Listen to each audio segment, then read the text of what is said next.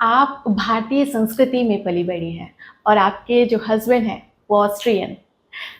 भाषा हो या फिर संस्कृति, ये दोनों ही बहुत अलग अलग हैं। आप दोनों का मिलन कैसे हुआ?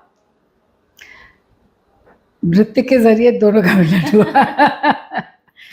और वो उस समय यहाँ पोस्टेड थे, 70s की बात है। तो उन्होंने, और उनको ज़रा ताज्जुब लगा कि जब मेरा इंट्रोडक्शन हुआ कि मतलब एज अ डांसर, तो वो मेरा नाम उस ज़माने में काफ़ी था। और लेकिन कि मैंने पढ़ाई में MSc फिज़िक्स किया है, PhD किया है वगैरह, और कर रहे थे, और सर्विस में हूँ। तो फिर उनको ये कॉम्बिनेशन ज़रा अजीब व गरीब लगा। तो फिर वो एक कॉमन फ्रेंड से के ज़रिए फिर मुलाकात हुई। तो एनीवे, बहरहाल उस समय उनकी वापस पोस्टिंग हो गई, चले गए, और हम लोग की सिर्फ चिट्ठी ख़तो किताब होते थे। लेकिन जो कॉर्टशिप हुई थी वो लॉन्ग डिस्टेंस थी। तो और बेसिकली जो आपका मेन क्वेश्चन है कि सांस्कृतिक डिफरेंसेस वगैरह, ठीक है, वो सफ़ेद है, मैं बहुत ही भूरे रंग की हूँ, सांवली हूँ, लेकिन ऊपर से काटिए तो खून तो एक ही है। अगर मुझे ये ताजुब लगा जब बेटे का कुछ, बेटा बहुत बीमार था, मेरा खून उससे मिला ही नहीं, मेरे बेटे से नहीं मिला, जिसको मैंने ही पैदा किया है, मेरे हस्बैंड से मिला। तो अब क्या, किसका खून कहाँ किसको मिल जाए, जबकि मेरे ही कोख से जन्मा है, लेकिन मेरा खून नहीं मिला। और तो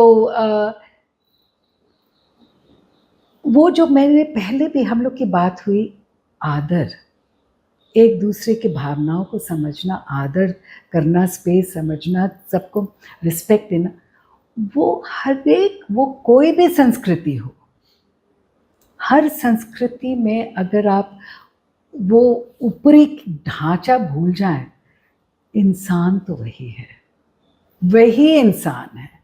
और वही एक दूसरे के प्रति अगर हम आदर करते हैं तो सब कुछ, फिर कोई डिफरेंसेस नहीं मैटर करता है।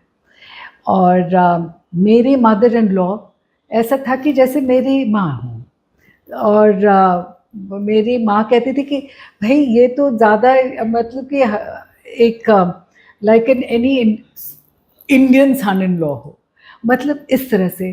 जैसे उनको समझ में आ गया कि यहाँ हम लोग बड़ों का पैर छूते हैं, वो सबका छूते थे पैर, दैट वे। अब तो वही कहने का मतलब है कि आपको मज़हब बदलने की ज़रूरत नहीं, क्योंकि कोई भी मज़हब कोई भी हो, आपको तो एक दूसरे इंसान और इंसानियत से मतलब है, मज़हब से क्या मतलब है। मज़हब तो इंसान का बनाया हुआ है, और हर एक मज़हब में आदर और प्यार की भावना बोलते हैं। लेकिन वैर तो हम करते हैं कि अगर कहती कि नहीं आप ऐसे डिफरेंट हैं, और वही कहते कि नहीं आप ऐसे, आपको ऐसे ही होना चाहिए, यहाँ तो इस रीजन से उस रीजन, इस क्षेत्र से दूसरे क्षेत्र में शादी हो तो बर्तन खनकते रहते हैं, तो वहाँ तो फिर और भी खनकेंगे। अगर आप तो बेसिकली मैंने देखा है, और मेरे हस्बैंड का भी यही मानना है कि अगर हम एक दूसरे को के प्रति प्यार हो, प्यार इन द सेंस कि लॉन्ग लास्टिंग प्यार, वो जो सचमुच एक सद्भावना के साथ, एक आदर के साथ, एक रिस्पेक्ट के साथ, एक मानवता, इंसानियत के साथ। बहुत अच्छी बात कही कि अगर आपने किसी को अपना बनाना है तो मन से मन का जुड़ाव ज़रूरी है, वरना तो भेदभाव करने के लिए हज़ार आपको रीजंस मिलते हैं। देखिए ना, वो कबीर की एक कहानी है, वो एक का है ना कि जब मैं था तब हरि नहीं, अब हरि है तो मैं नहीं, प्रेम गली अति साकड़ी जामे दो न समाए। तो और हम जब प्यार की बात करते हैं तो एक बांसुरी को देख लीजिए। बांसुरी एक बहुत ही सिंपल बांस की बनी हुई है, और लेकिन क्या प्योरिटी ऑफ नोट आती है, क्या शुद्धता है वो। और वो हम कृष्ण के वो हम उससे कि बांसुरी की धुन में अगर हम लीन हो जाए तो हम कृष्ण के नज़दीक हो जाए, वो ईश्वर के नज़दीक, वो एक रास्ता है। हम तो ये कहते हैं, हम तो यहाँ मानते हैं ये भक्ति मार्ग का है, ये हमारे और लेकिन आप वही देख लीजिए, मौलाना जलालुद्दीन रूमी ने वही बांसुरी के ऊपर 12वीं-13वीं शताब्दी में क्या लिखा है, उन्होंने भी वही लिखा है।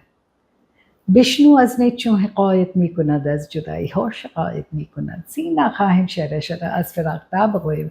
कहने का मतलब फ़ारसी में है कि अगर बांसुरी की आवाज़ सुनिए, वो जो मेरे मन के दर्द है उसको दर्द को कह रही है। जैसे बांसुरी का दिल छिदा हुआ है, वैसे मेरा भी दिल छिदा हुआ है इस इश्तियाक में, ये डिज़ायर में कि मैं आपके करीब हो जाऊं, आपके साथ हो जाऊं। जिस तरह से हम रोज़ अपना गंदे कपड़े बदलते और नहाते हैं, अपने आप को शुद्ध करते हैं, उसी तरह से बांसुरी की आवाज़ मुझे शुद्ध करती है। और अगर आप कह रहे हैं कि ये पागलपन है, तो ये इस तरह का पागलपन हर कोई में